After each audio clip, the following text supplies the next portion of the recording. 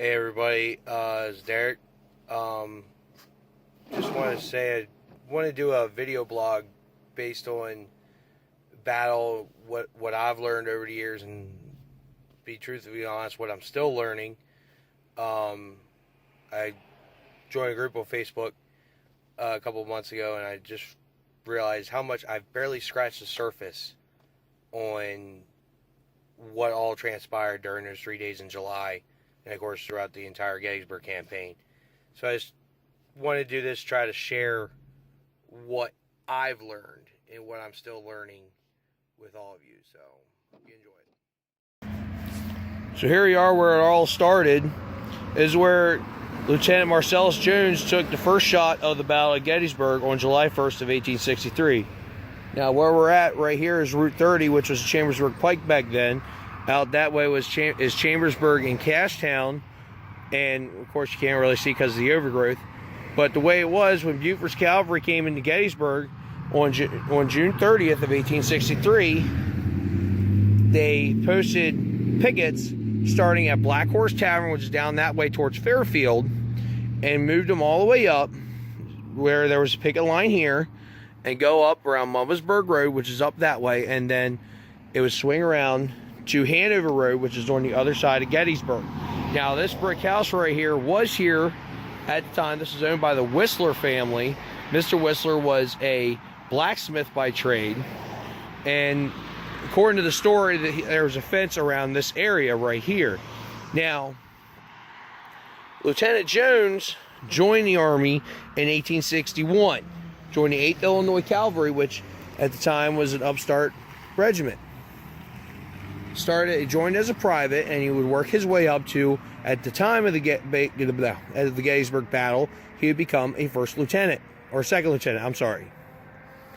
Well, at this time he was charged, during this battle, he was in charge of this picket line to start off the battle, and the story goes that around 5 o'clock in the morning, well around 6 I should say, he was down towards that way, towards the Hers Ridge, Hers Tavern, going to get him some food, when a rider came up from this picket to tell him that they saw a cloud of dust come from that direction. Now that direction would have been Heath's division of Hill's Corps. They stepped off from Cashtown about 5 miles away around 5 a.m. in the morning.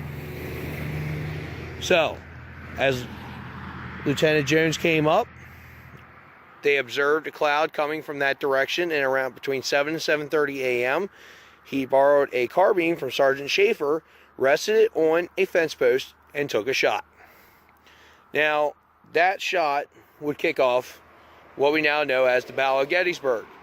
But back then, at that time, he had little to no knowledge of what his shot would transpire after his shot.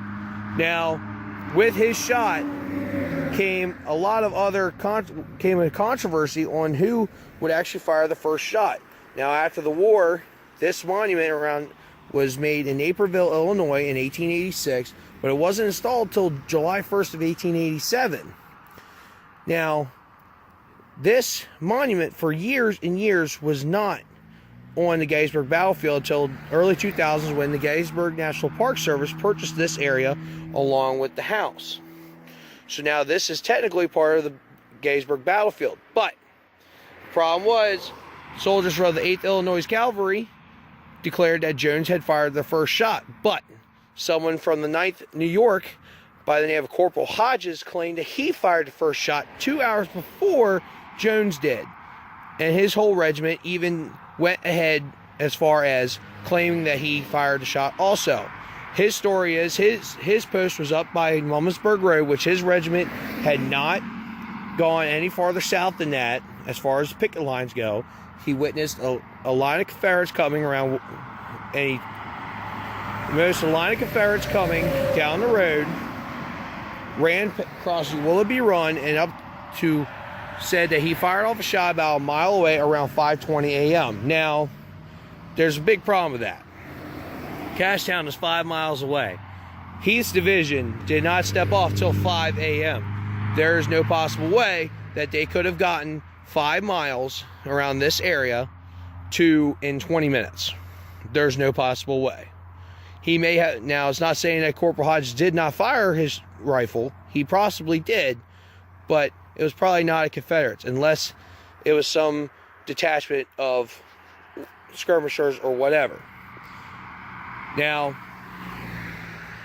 the story went as far as even the 9th New York Cavalry actually got so far where they actually had their monument state that they fired the first shot. And this was recognized by the Gettysburg Battlefield Monument Association back in the 1800s. This monument that is in the video, however, was not. And due to all the controversy, they had to prove, the 9th New York had to prove that their monument was correct and this one was wrong. Well, eventually it was accepted that their monument was correct and it stuck. But it has now come